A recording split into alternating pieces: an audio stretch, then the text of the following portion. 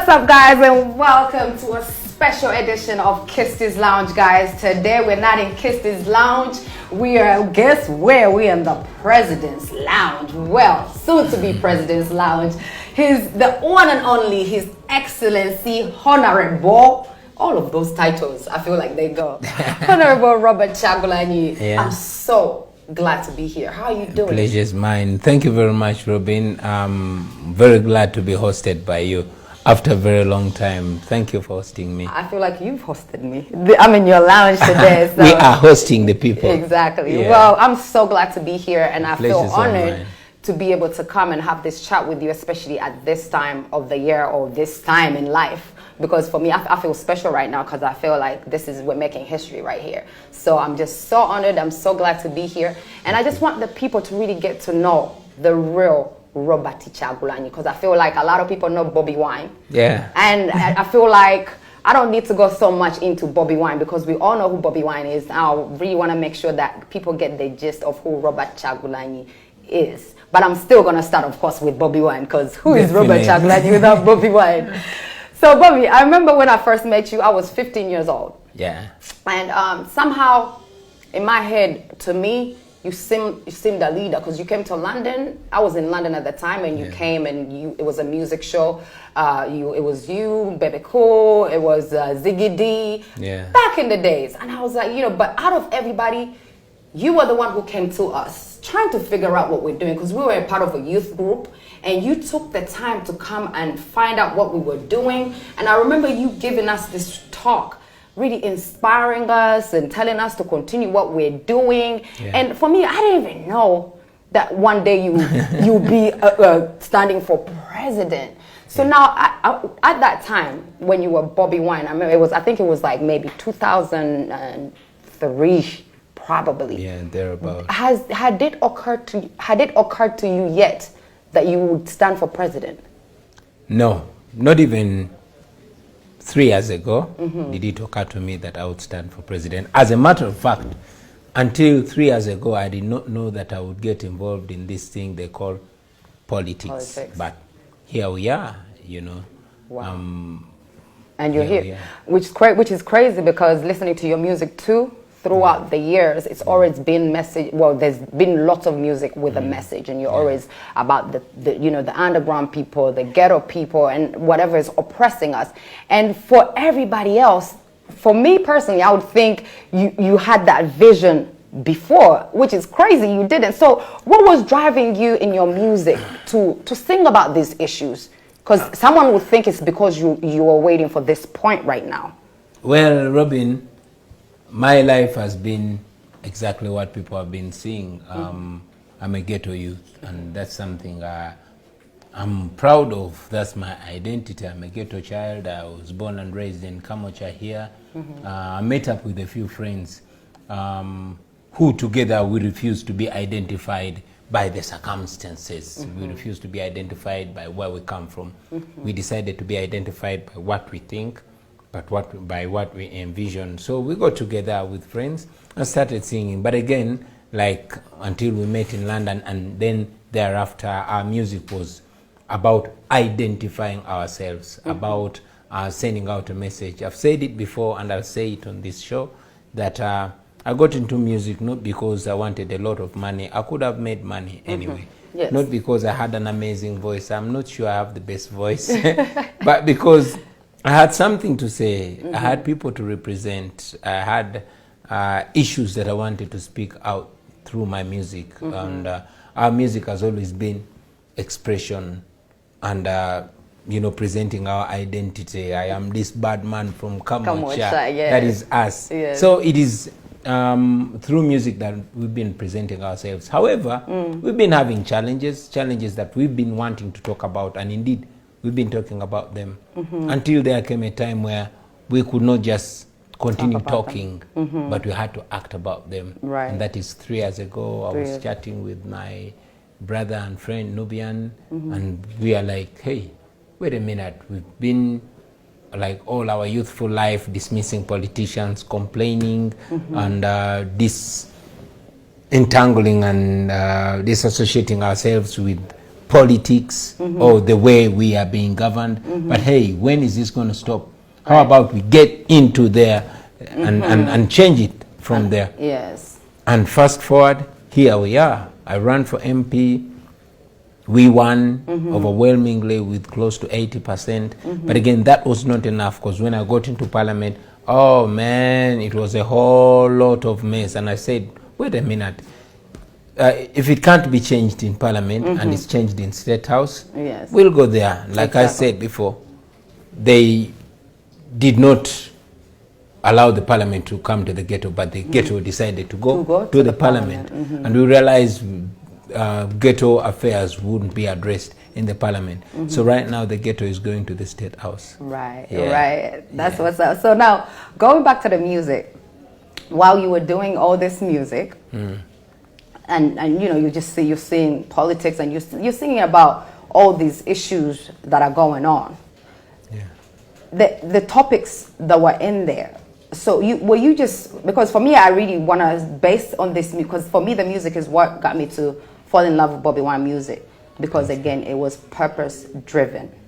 So now all these issues that were in your music, how do you see yourself attacking every single, because there's so many issues in there and so many issues that you're gonna have to deal with.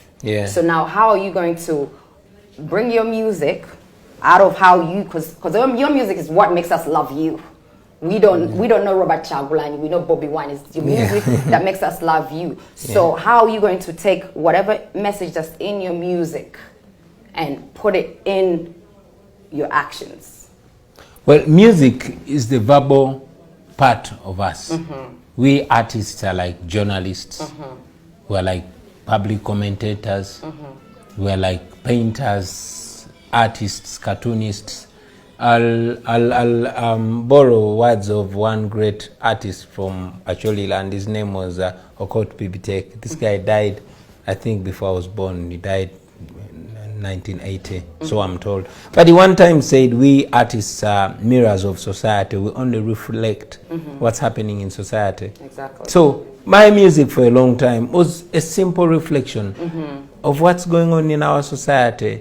The sufferation, the excitement, the carelessness, the moral decay, the need for behavior change, the issues that are in society. So that's what my music, or our music, has been about. And yeah, we've done pretty well communicating that, and I'm sure the ghetto youth that come are picking inspiration from us are doing the job even better.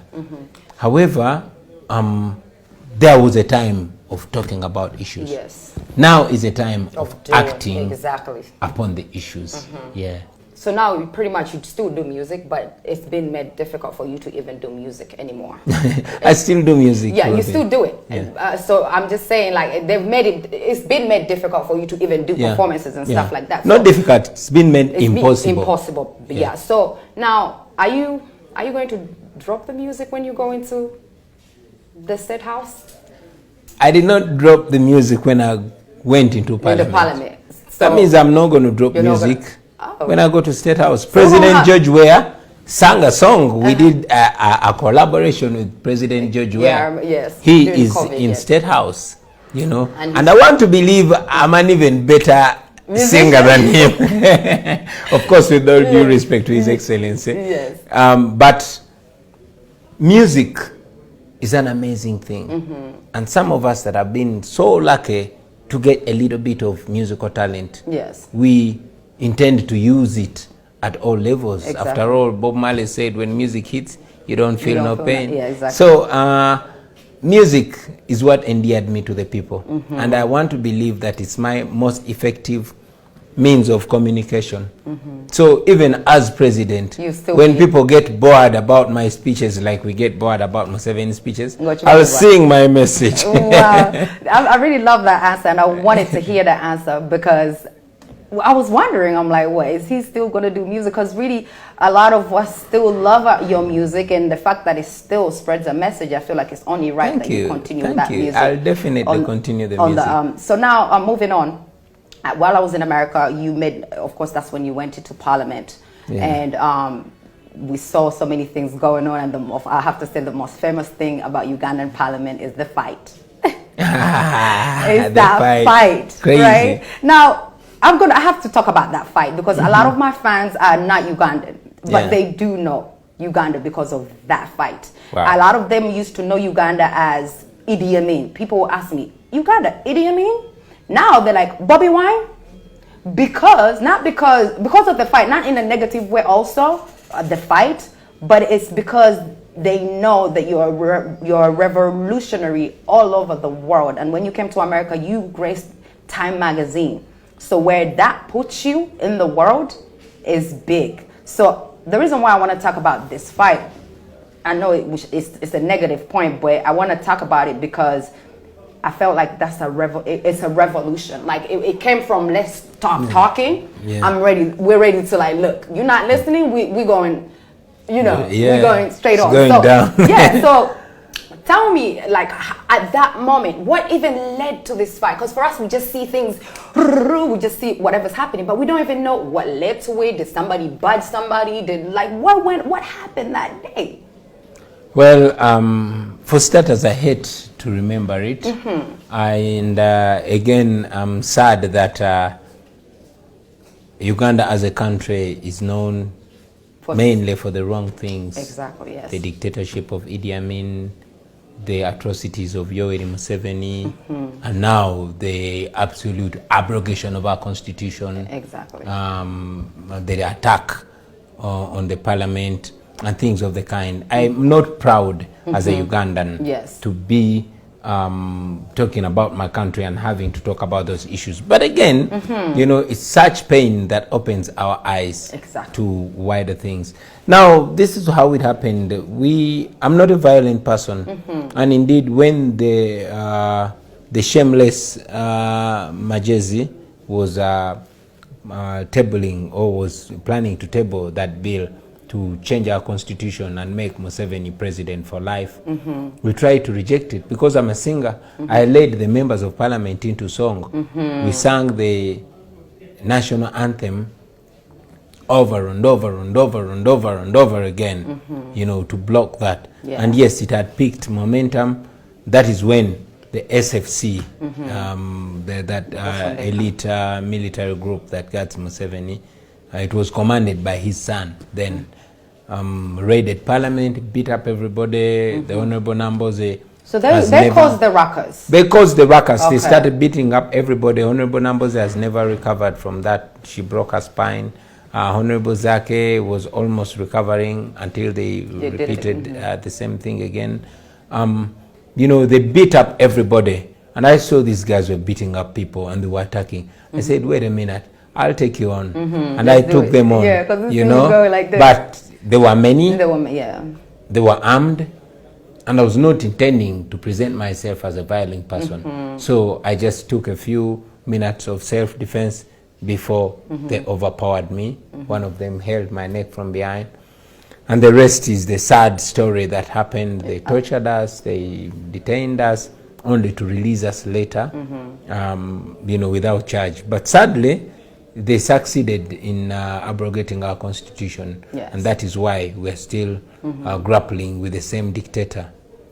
Yeah. Okay. So it's really important for me because I don't like people to have that image that, they don't know how this fight started or what even happened, because a lot of our people don't read news, so they don't really follow what happened. So I wanted to clear that, to show that, who we dealing with here. He gonna go on the road there. Yeah. All right. So now fast forward. When I was in America, you came to Harvard and you were doing something at Harvard. I want you to talk the people through the course you did at Harvard, because we're hearing all this credentials and all this, but when you know somebody, you do research. Or if you want to know somebody, you got to do research. I know you went to Harvard for education. You went there, you did something there, you have your McCarry University degree. So I just wanted to add on to the Harvard thing, because that's a step higher. Thank you very much. I'm not an elitist person, and I'm not the kind of person that wants to be defined by my academic qualifications, whatever level they are. No, I would rather be identified as the ordinary citizen that I am. Yes. As the ghetto youth that I am. Yes. Because I want to be representing the original me. I want to be representing where I come from. I am here not because of the so-called elites of this world. I'm here because of the ghetto people that put trust in me and say, Bobby, go there and say that stuff to those people. But anyway, I went to school like any other ghetto child. Of course, my education was full of challenges. I went to more than 8 schools for primary, and I went to more than 6 schools for secondary. Not because I was dancing class, not because I was stubborn, no, but because of the challenges that we go through every day. My mama was a nurse, and she kept being transferred. And I mean, every year that I finished in a school and there was no school fees because my papa was in jail, I would go to another school. So that's how I completed my primary school and secondary school. And a few times, because I was a good performer, you know, I would skip classes. For example, I did not study P6. I just went straight to P7 from P5 and you know, did my exams. And yes, many times I'm this kid that never used to go to school with shoes. But because my mama was a nurse, she would tie my toe with plaster to explain to the teachers that I'm not wearing school shoes, not because I don't have them, but because my toe is sick. But the reality is that I never had the shoes. Anyway, I managed to go through. I mean, every once in a while you go to exams, you have to explain to the teacher that you're only late to pay school fees for one reason or another, and going to an exam an hour late, missing some exams, etc, etc. But somehow, by the grace of God, I managed to make it to university. I was admitted to study social sciences, and I only did it for a year and a half, but because it was private sponsorship and I could not earn that money, I had to use my talent. I reapplied again and studied music, dance and drama. And that one, by virtue of my talent, I was admitted on government sponsorship. That's how I managed to graduate then. And I went to work. I went into the world. I loved academics, but I couldn't afford it. It's much later when I even have children that are enrolled again to law school. And I'm still pursuing my law degree, but because of the challenges that I'm going through by virtue of the struggle that I got involved in, I'm still having challenges. That's why I had to also ask for a dead year. So going to Harvard was among the things that came with my leadership and with the appreciation internationally. So I was admitted to the Harvard School of Leadership, and I did a short course. It's called Leadership for 21st Century. It was such an honor. I mean, it's only those so-called elite that go there, but I was there, and to the ghetto youth, I want to tell you that there's nothing so different about Harvard. It is just your confidence that will take you anywhere you want.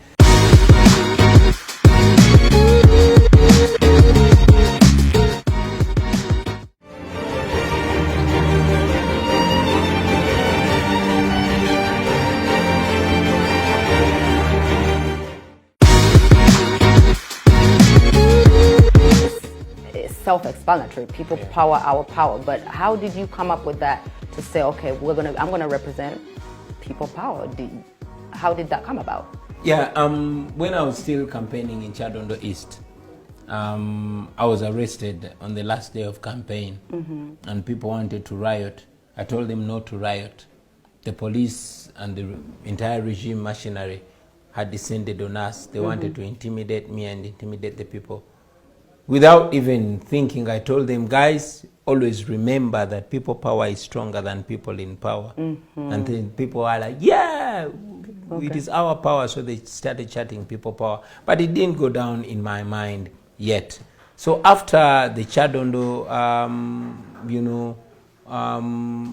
experience, I started getting in touch with a few friends. There's this lecturer of mine.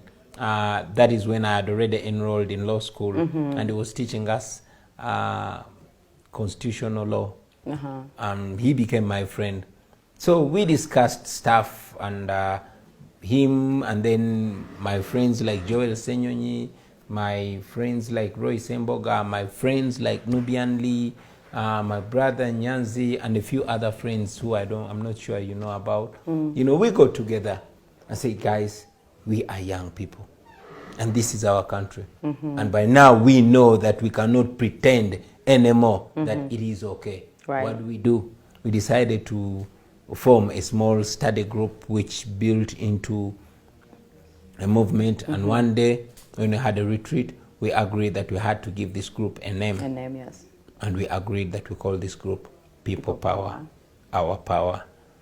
The rest is history. It's one of the most viral movements in the world, honestly. And like I told you, I believe you were put on Time magazine for a reason.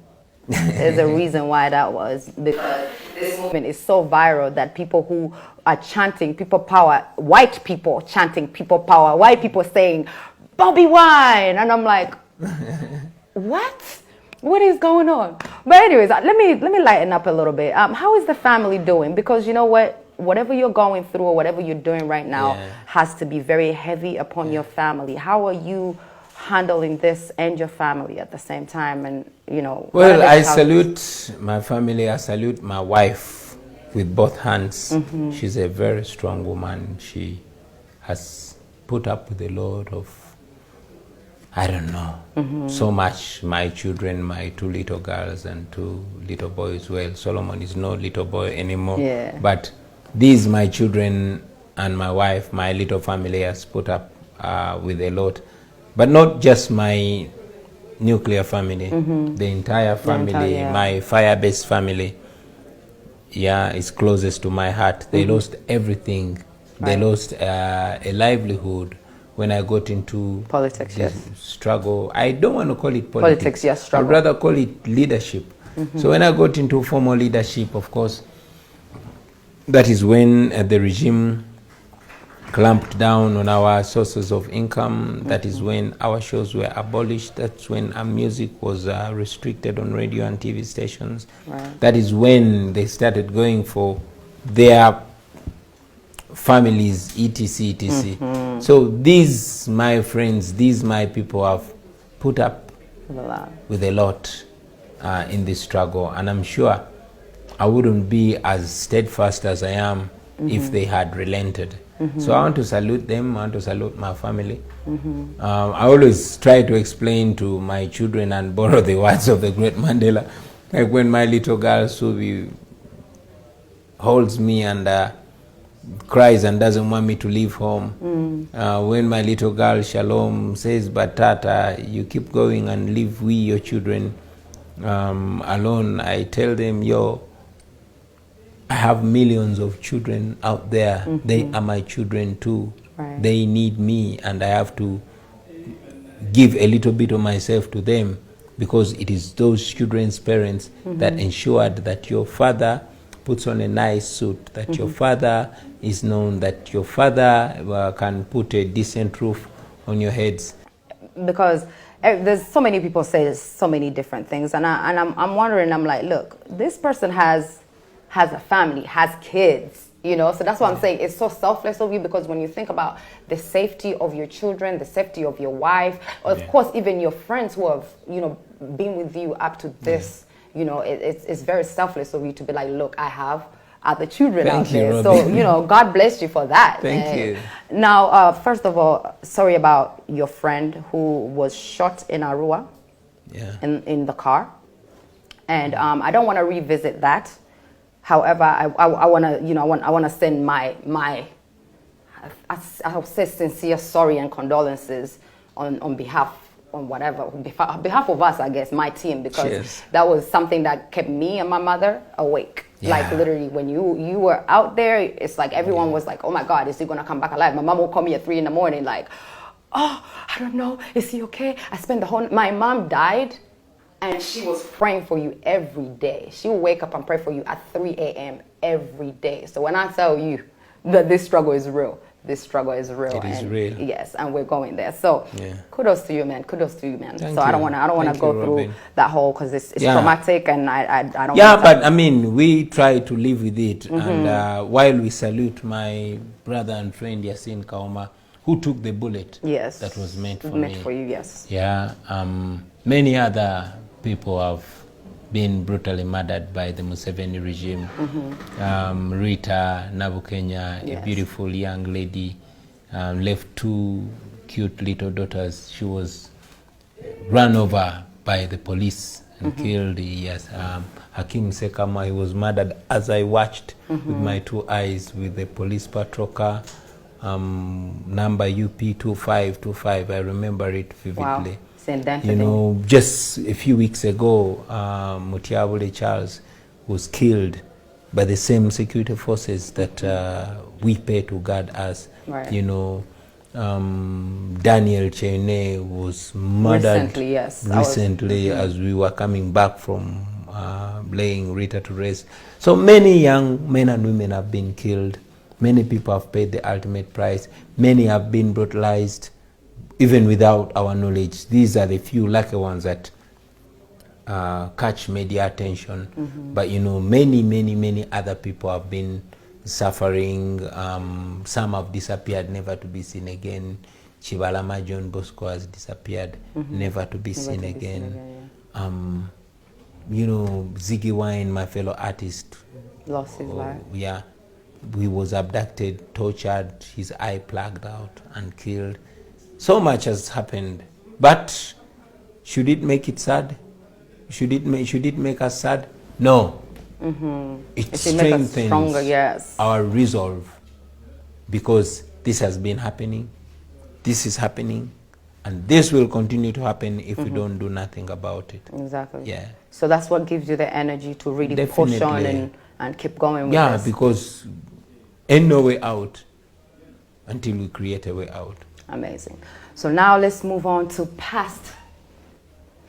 I want to talk about reforms, because personally, I know what a lot of people are thinking, and they're thinking about how is this man really going to change our country, you know, and a lot of people just don't know, because they're just like, they see Bobiwine, whatever. They say whatever they say, we all know what they say. However, like there's a, like you say, this is all because of purpose. Yeah. You didn't lose Bobiwine. Yeah. But everything you're doing is because of purpose. So I want to talk about some of the reforms that we need in this country. For example, children out here, the children rights. There's so many things that I feel like need to be established that are already not in place. So not everything, because there's so much.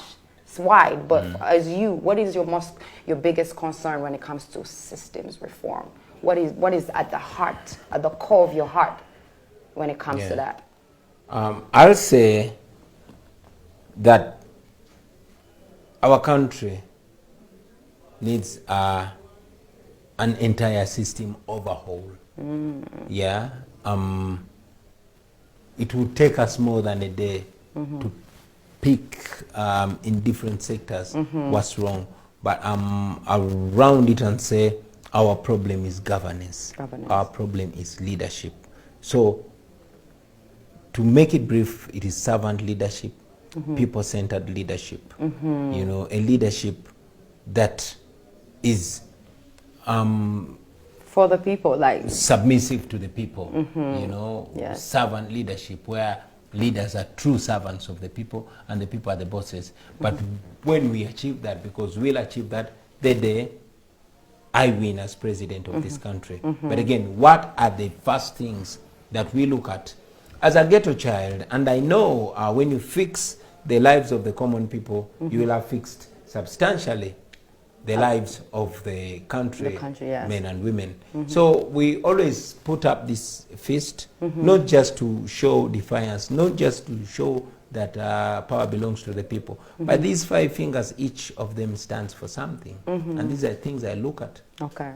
So besides the radical changes of abolishing unfair taxes and unfair laws, first and foremost, number one on our agenda is fixing governance, the rule of law, and respect for human rights, you realize that today in Uganda there's no respect to the rule of law. Right. The president can justify the murder of somebody. The president can justify brutalizing. The president can justify, you know, any atrocity, but not just the president.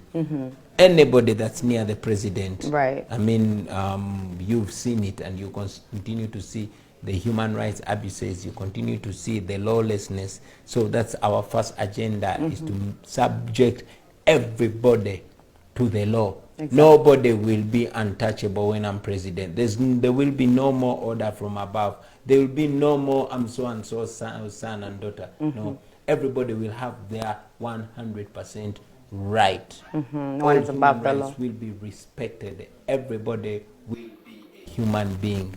Number two, we want to fix our healthcare system. Man, you know how many women we lose every day giving birth. Right. More than 19. Children, statistics from the Ministry of Health show that more than 300 children under the age of 5 die in Uganda daily. Yes. Yesterday, today, and continuous until I become president. Right. And just while you're on that point of healthcare, the reason why my mother died is because she came here on vacation, and she had one of her arteries burst, and she started getting internal bleed. However, it could have been fixed had we had a specialist to do that operation. So when the problem happened and she was in a hospital, some of the best hospitals, they were like, we only have 2 specialists in the country, and they're not in the country. So my mom bled and died. Yeah, and that sadly happens. Yeah. Now that's just proof to show that actually it even goes home too. Thank you very much. Yeah. Just imagine what's happening to the people in Kaberamaido, people in Gomba, people in Chiliandongo. It happens like that. So we want to fix that. It was agreed in the Abuja Declaration, where we had delegates, that every government in Africa here, to fix, at least those that attended, to fix their healthcare system, they had to at least up their budget to only 15%, so that, you know, because ultimately it's the budget. Here in Uganda, you see what used to be Doctor's Village is now CMI. You know, we used to study wanting to be doctors. Now nobody wants to be a doctor. Point number 3 that we want to deal with is our education sector. Man, I don't like our education sector. I don't like our colonial education sector that believes in fluent English, right, other than ideas. We have very fluently speaking university graduates that cannot even produce a loaf of bread. You get what I mean? Right. So me, when I'm president, I will enforce a skill-oriented education system. You're going to see that when I'm president, I will major on 3 A's. The first A in school will be academics, the second A will be athletics, the third A will be arts, and these are going to be given equal budget and equal, you know, emphasis. Right. Why not all of us are going to be superstars at mathematics? Right. You know, exactly. Personally, I was not the best at mathematics, but there's some things that I was perfect at, you know. Yeah. So in that education system, we're not going to force our children to be what they were not talented to be. Exactly. We will produce engineers, we will produce doctors, but we shall produce athletes as well. Because this, our country, has been most lifted up by sportsmen and women. Exactly. To protect etc. How about if these children were nurtured right from school? Yeah. If we had put the right facilities together today, all playing fields of schools are being sold off to build malls. Exactly. I don't believe in that. Right. I think we can do much better than that. So want to focus on academics, want to focus on athletics and the arts as well. Just imagine. Yes, that arts. Just imagine. I was nurtured as a talented artist. Right from primary school, right from kindergarten. Right. You will have talented artists that are taught how to market their music, how to deal with pre-career times, during their career and post-career times. Exactly. You will not find talented artists or athletes turning into beggars. You're not going to find ignorant artists. I'm lucky that I became a reasonable artist because I got opportunity to study the details of my art at Makerere University. Right. But this I should have studied much earlier. Why did I waste time with chemistry? Why did I waste time with physics? etc. etc. So our education system has to be balanced to produce people that are going to make sense in our country. And yes, I must say that the skills must be tested at every level. Right. By the time a child leaves P7, they must have a certain level of theory and yes, a very substantial level of practical. Yes, I mean, we left senior 6, but we were always broke. These guys are stopped in P7 and went to Gold Technical. They could build, they know how to do things. They could make bricks. They could make tables and chairs. They were more useful citizens to our society than us. Right. I can talk about our education system for the whole day, but yeah. So while we're still on the finally, arts, yes, yes. Sorry. Yeah, while we're still on the arts, because I didn't want to jump that before. I didn't want to leave it on the arts. There's a new things that have come up from the government, new guidelines that artists have to go through as far as if they have to produce music videos, if you have to do a movie, you know, you got to go to UCC or you got to pay certain money. You know, what do you think about that? Like how, because our artists are like literally, I feel like they're literally sitting there and saying nothing. Yeah, that's nonsense, I must say. Those so-called regulations are nonsense. You see, this Museveni government is too scared and they don't know how to handle panic. Now they are attacking the music industry because the music industry produced Bobiwine. And they're trying to make sure that no other artist comes out to be like Bobiwine. They want to make sure that the industry does not produce another Bobiwine, even if it means killing it. Exactly. You know, that's why they're trying to gag the artists, to control them. They tried to buy them, they couldn't handle. They tried intimidating them, they couldn't handle. Now they're trying to bring these silly regulations. Apparently, before you record a song, you must take your lyrics to the minister, and your minister will read through the lyrics, whether they like it or not. What kind of nonsense is that? Of course, we rejected that. I continue to call upon artists to reject that nonsense. It does not represent us. Creativity is a human right. We are not going to listen to that Musevenism. You know, those are the things that Idi Amin used to do right before he fell. Byron Kawadwa was killed. The great Christopher Sewaduka had to be exiled. Had to go to exile. Jimmy Katumba had to go to exile. Right. So Museveni is not the first person to do this. That, yes. Only that me, I won't go to exile, and I won't shut up. I'll tell him straight in his face. Continue. Yeah.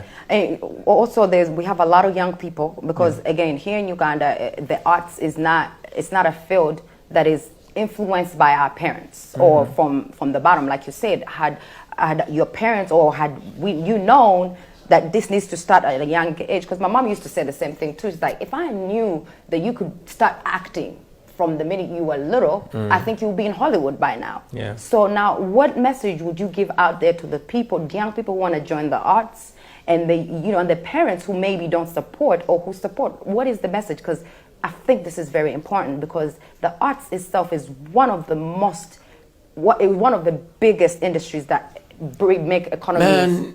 Nigeria, blossom, yes. Nigeria, art, the entertainment industry used to be number 2 provider on the GDP. Guess what? It is number 1 now. Wow. And oil comes as number 2. So that alone should remind us that art is an asset. Of course, to the parents, to the young people out there, don't give up on your talents. It's very, very important that you respect them, that you uplift them, of course with discipline and good work, because talent is one thing but training is another. That's why we seek to have training, the best training for our artists. And how best to do that? Governance, leadership. You know, if we don't have a leadership that seeks to uplift people, if we don't have a leadership that seeks to, you know, to uplift the arts, they're not going to be uplifted. Exactly. I mean, if our leadership wanted to uplift arts, they wouldn't be gagging artists. They would be promoting creativity. But now they only want to use artists as their propagandists. Right. You know, trying to create division amongst the artists. Divide and rule. Look at divide and rule. Thank you very much. Yeah, I did not talk about. You were going to the five. number 4. From I was education. going to number 5. Number 5 is national unity and reconciliation. You see, Robin, we live in a very deeply divided country, divided against along tribal lines, divided along religious lines, divided along, you know, class. Sadly, the poor versus the rich, the haves versus the have-nots. Yes. And that has created so much animosity. And we need to heal our country or it will explode and these guys won't be able to do a thing about it. Facts. So we want to reunite our country by creating an atmosphere that is just, where there will be equality, where the Uganda that we'll be living in will be working for everybody. We will have equal opportunity for everybody, no matter the tribe, no matter religion, no matter the gender. Everybody must have equality. That way, I believe that we will have taken a very, you know, big step into the right direction. Facts. Yeah, unity is such key, because that's the whole reason why right now everyone can't decide. A lot of people are like, oh, I'm not into politics. Oh, I just sit there and watch. Because it's been this brainwashing of, I don't even think it's brainwashing. I think it's ignorance. Because for somebody to say, I don't care about politics, I feel like they don't care about themselves. They don't care about themselves. They don't care about where they live. In fact, they don't live their existing. You see, everybody dies, but not everybody lives. Exactly. Some people just exist. Yes. Yeah. Right. So now, Rasta, I know you said you didn't change at all. You still Bobiwine, you know. Yeah, man. So Rasta, when you're out there listening to music or whatever, you know, because this is an entertainment show, so I really want to know who, apart from you now, who else do you listen to anymore? Like, what music do you listen to? Me, but you covered nothing, you know. Like, where you sit there and you're like, yeah. Boys and girls do music these days. Of course, I listen to the legendary artists. There's some music that never grows old. Bob Marley, Fela Kuti, etc. But I listen to new music. I listen to rappers. I listen to Jim Nola MC. I listen to Dax Vibes. I listen to Zex Inch Kumi. I listen to Nubian Lee's music.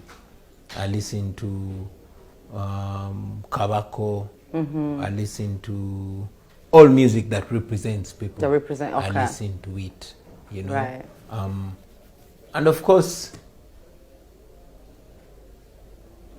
I listen to those revolutionary songs that were sung by the soldiers in the 80s. Chibonge Janini.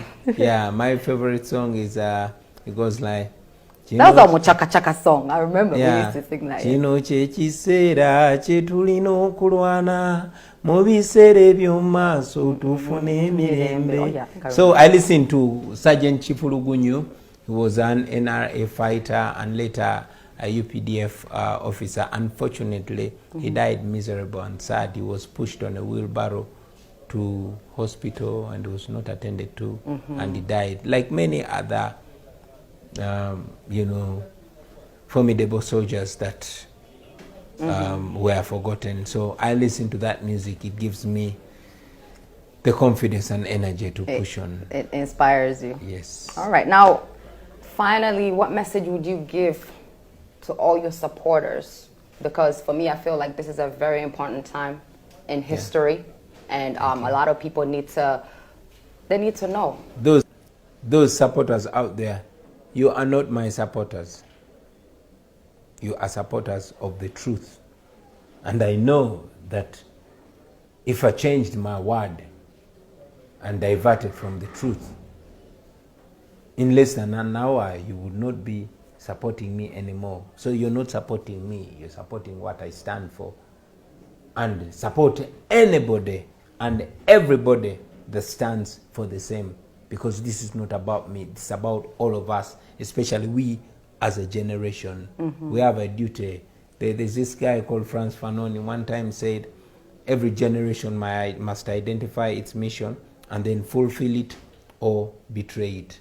We know our mission, at least as a generation, is to free our country, to make it better and worthy for our children and our children's children. So let's do, each one of us, what we can do. Let's respect everybody. Let's understand that everybody has a right. Let's understand that we have no other home. Here, Uganda is our home. This is where we are born, and when we die, this is exactly where we're going to be buried. So, be positive. Love your country. Don't be intimidated by these dictators, because you have seen through history that dictators come and dictators go. We've seen Mussolini, we've seen Mugabe, we've seen Gaddafi, we've seen Omar el-Bashir. Many, we've seen Idi Amin, we've seen Museveni, we've seen Slobodan Milosevic, but they all have gone. That means even this, our dictator, will go too. But when he goes, we are still going to be here as a nation. Do not mistreat anybody just because they are different from you. Let each one of us play our part to build this, our country, to build a Uganda that we can be proud of. So stay positive. As for me, I'm always motivated by the kind comments, by the motivation, by the encouragement that we get from you out there. But it's not about us. Wherever you are, you can make a difference. You don't have to be Bobiwine. Do what you can and do all you can. What you cannot do, leave it to those that can do it. But do what you can and do all that you can. I thank you. Well, guys, there you had it from the one and only Honorable Robert Kyagulanyi. I hope he answered all your questions. Here at Kirsties Lounge, we will thank you for watching us. Until next time, have a good night.